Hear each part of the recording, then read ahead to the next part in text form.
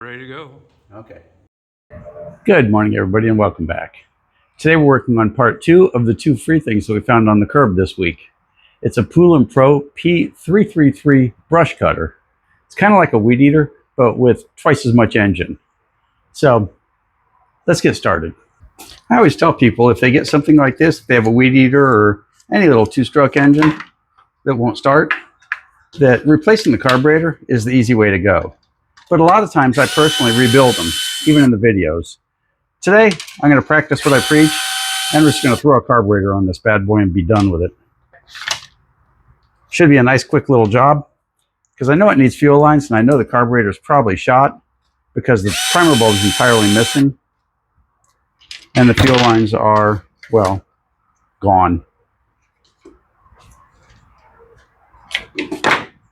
There we go, and there's our carburetor.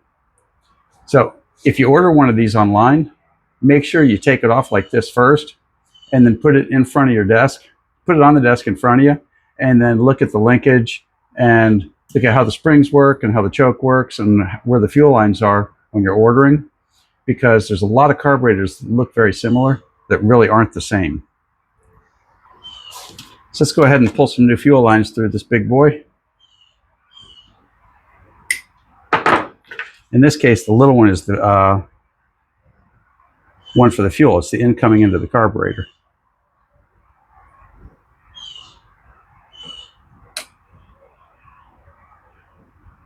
I know the holes are here someplace. There we go. Little hole, hard to see. Now we've tapered the fuel line. Let's give it a little bit better taper. I'm going to give it a nice long taper. We're going to hook it on our, whoop.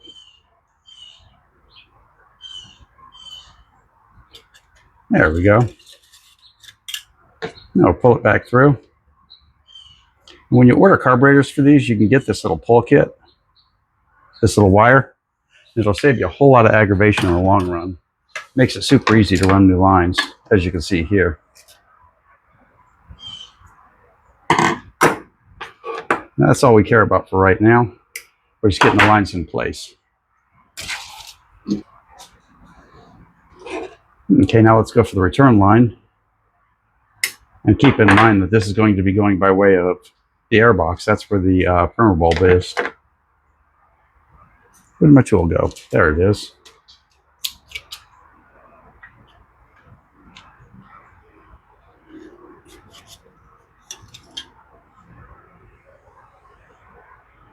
And this does look super easy when you watch somebody else do it, but it's about running the lines and getting the lines to pull through.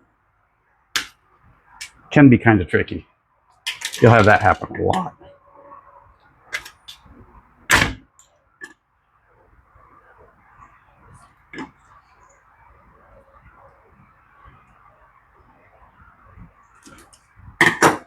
Now, since this is the return line, we're going to cut it right here. I don't like the return lines to be below normal fuel level. There you go. And that should do it. And since we got lots of slack, it'll make it easy to wire it later. So let's grab our little aftermarket carburetor with a little aftermarket boot on it. It all looks good. And if you compare it to the original carburetor, you can see she's completely dead identical. And that's important. There. There you go. Now I'm going to save that old carburetor. We'll probably rebuild her later. But for now, she's done. Now we're going to attach our fuel lines before we put the carburetor on,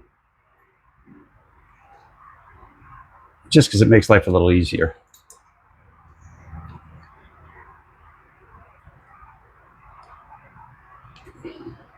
There we go, that looks good. Very nice, very nice. And we need one more little piece of line. And this will be the one that goes over to the purge bulb. Call it the primer if you want. It's really a purge bulb.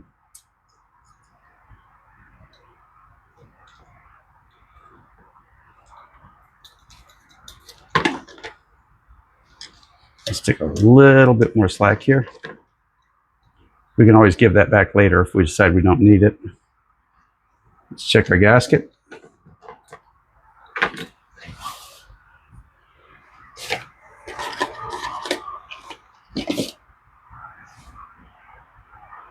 And be careful with this little hole in the gasket. You can see it's got a hole here. This gasket will fit this way. However, the engine won't start. This is the negative pressure port on the carburetor, and that's what pumps the gas through. It causes a little impulse inside the carburetor that flexes a diaphragm. So now we're going to make sure that ours lines up with the carburetor, which in this case it does not.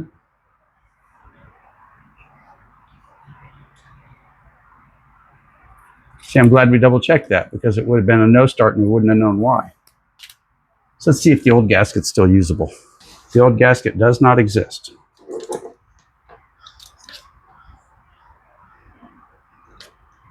And as you can see, this gasket also doesn't line up on the carburetor. You gotta wonder what these people are thinking sometimes when they add gaskets to these kits. So we're gonna go ahead and poke a hole in this gasket to make it a functional gasket. After about 5 minutes of fiddling around, we've got a correct slot that matches the slot on the carburetor and also matches the slot on the motor. So now let's go ahead and get our gasket in place and put this carburetor on. We took a quick breakfast break before this part, so we want to talk about the fuel a little bit. So this is the line that goes to the filter, and that goes in the carburetor down here. And this goes to the purge bulb on this one, primer bulb if you prefer. And from here, it sucks the gas through the primer and then dumps it back out into the gas tank. And that's kind of important because that's how it works. So we're going to go ahead and get her all together. Notice I went ahead before I turned the film back on. I went ahead and got all the linkage all straightened up. Got that ready to go. So this one I'll go under. This is by far the most complicated weed eater I've ever seen.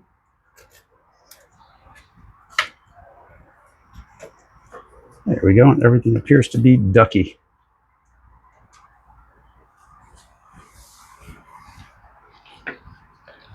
We're going to double check to make sure we're not kinking on any fuel lines anywhere. And push her back into place.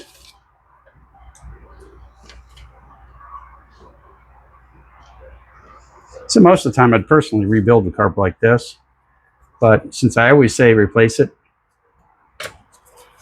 if you don't have all the right tools, I figured this time we'd just do a quick replacement.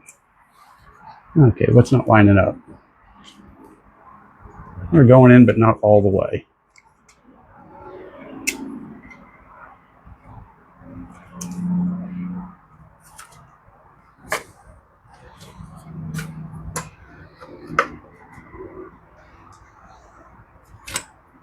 See, she's definitely rocking on something.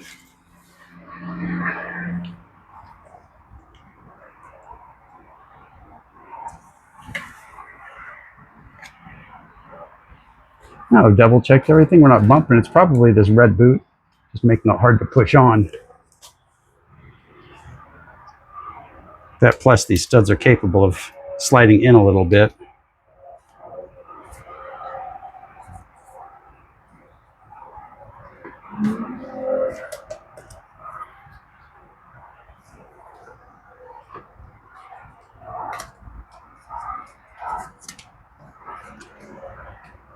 Okay, I think that'll do it.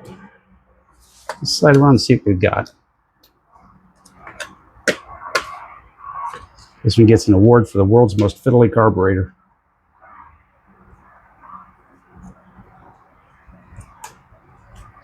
Okay, that one grabbed. Let's see if we can get this one to grab.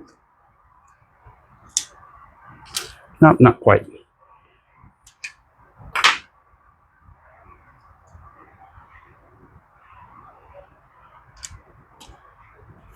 And there we go. And we're just about ready to test.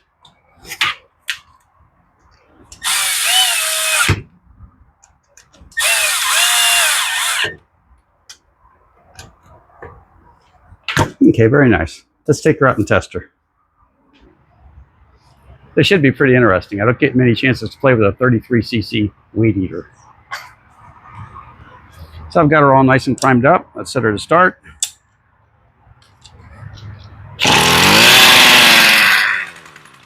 Wow. Wow, that was a cold start.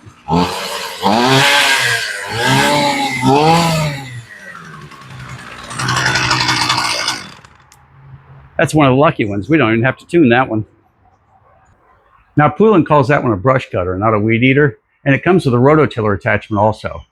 I could see where that big motor would run a rototiller just as well as anything. It really runs strong. It feels good. You can feel it twist in your hand when you rev it up. So if you order one of these and you order the kit, it comes with a spark plug. Don't use the spark plug that comes in the kit. It'll be nothing but grief and aggravation and heartache. Buy a Champion or an Autolite or NGK, whatever plug you like, but don't use this one. They're junk. Throw it away. So all you new people out there, if you made it this far, you might as well subscribe. It's free, and it really is what we work for. So thanks for watching, and we'll see you next time.